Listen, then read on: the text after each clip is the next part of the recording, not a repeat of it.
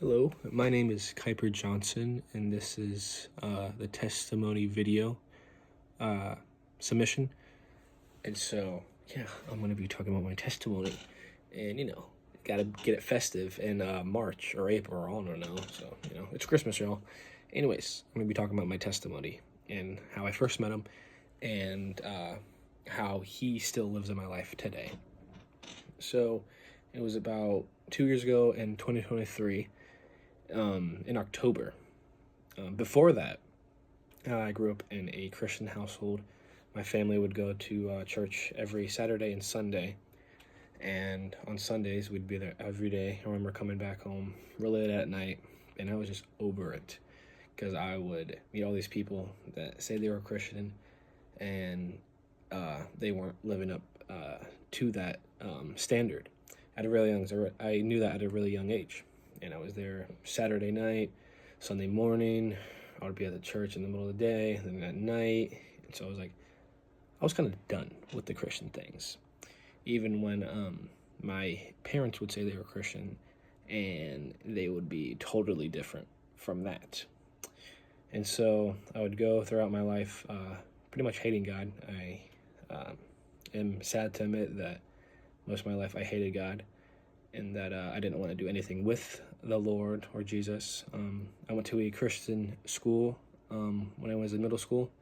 I went to BCS, Brandon Christian School, and we would always have a Bible class. We had worship, we had prayer, and it was just getting sick to my stomach. I just didn't want to deal with it anymore. And I was bullied in middle school. Having a beard in 6th grade is something that you don't want to have. Even when I joke about it, it's something that, 11-year-old does not want to deal with at that age. I was bullied. I had glasses. They called me four-eyed. I was alone. I was weird from the rest. So I blamed it all on God. I'm like, if you really love me, why is this happening to me? And my childhood was so rough. And now I have to carry it on to here and let everyone know about that. And like, why do you allow that to happen? And then going into high school, I think it was the end of my freshman year. I'm not going to name who, got access to alcohol. And this person would then give me and my friends access to it, and so henceforth starting a very very bad alcoholic road, I guess, addiction, I like to call it. And that would start every day. I remember drinking till the morning, all the way to the next morning, every day during the summer with my friends, and it was not good. But since I didn't want to do anything with the Lord, it was kind of like, you know what, I'm going to drink it because I don't really care. And so I would do that.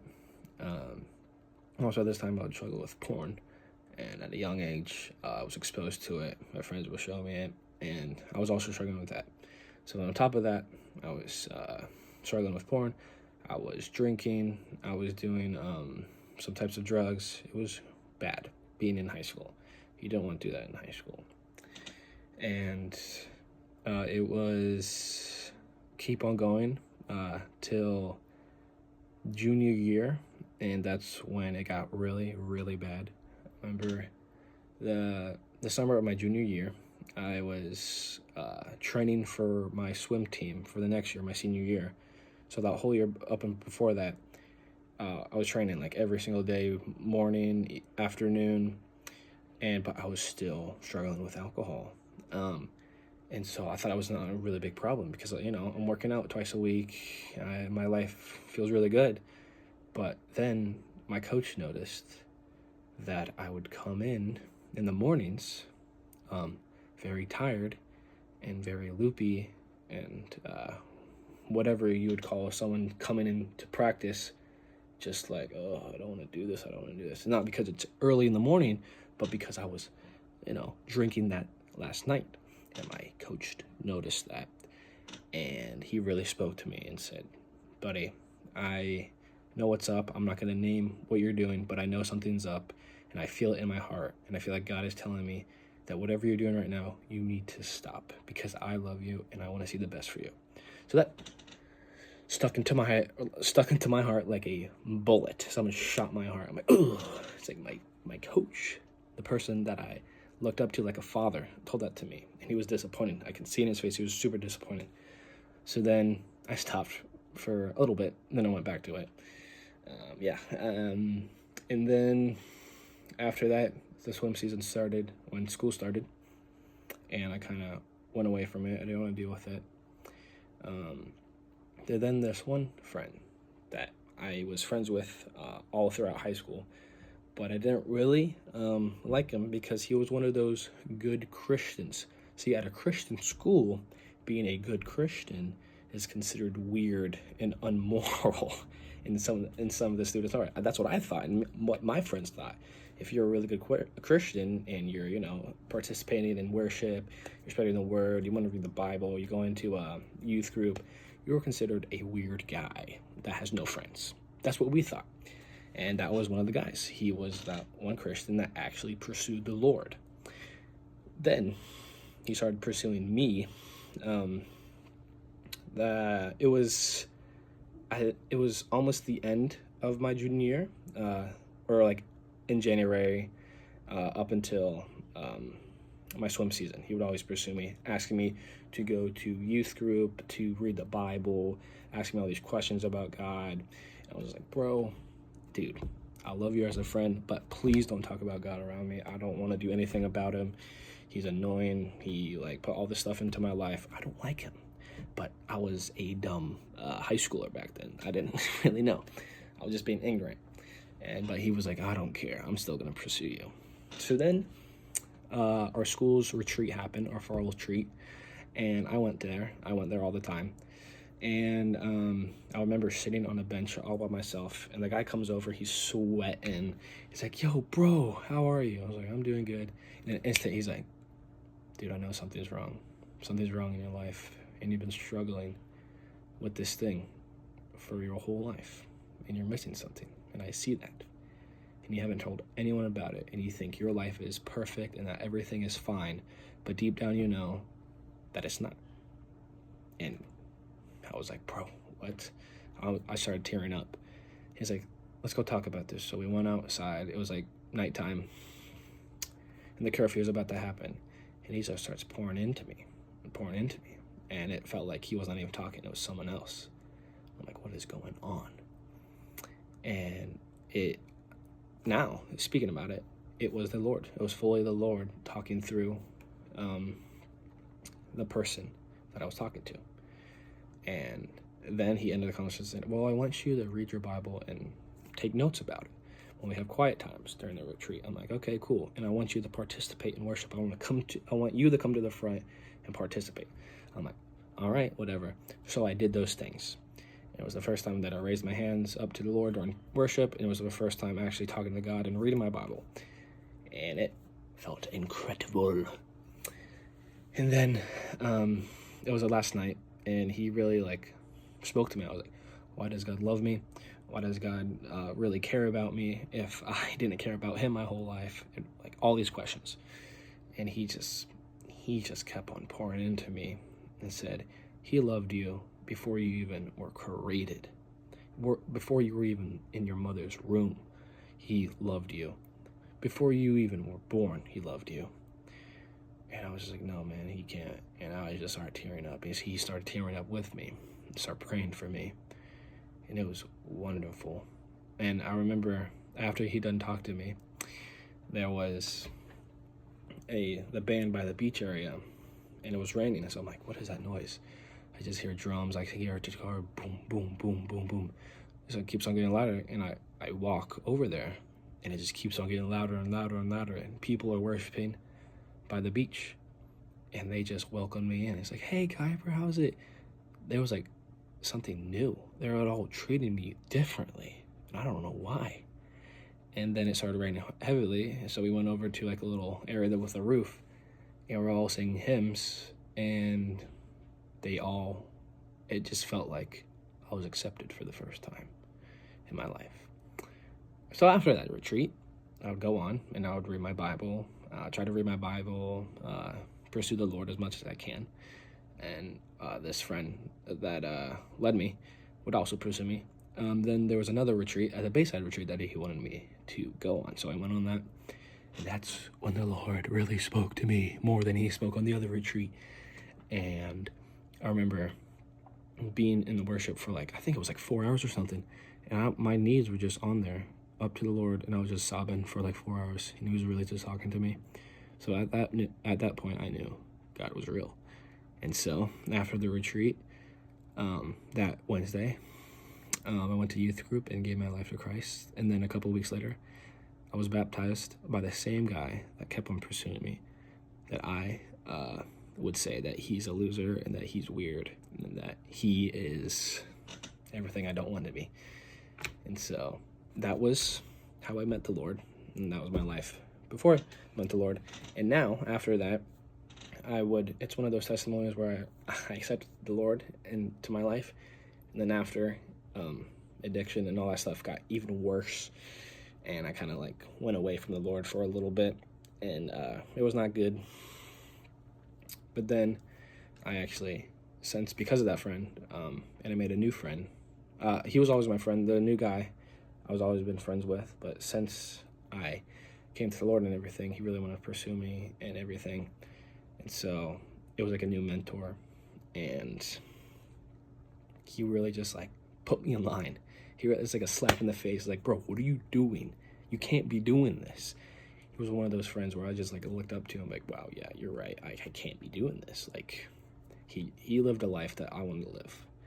And he would just be dude, you can't be doing that. What are you doing? Why are you not going to church lately? Why are you not going to a youth group? Why are you not standing in the front of worship? Those are just simple things. I'm yeah, bro. And then after high school, I was shoot, I don't know what to do. I have no idea what to do. I'm going to all these colleges, having a low GPA. I can't really get accepted anywhere. I didn't take the ACT or SAT. So I was kind of stuck. I didn't know what to do. And I really wanted to do digital design at MTC, at a trade school. But I was too late. And so that was knocked down.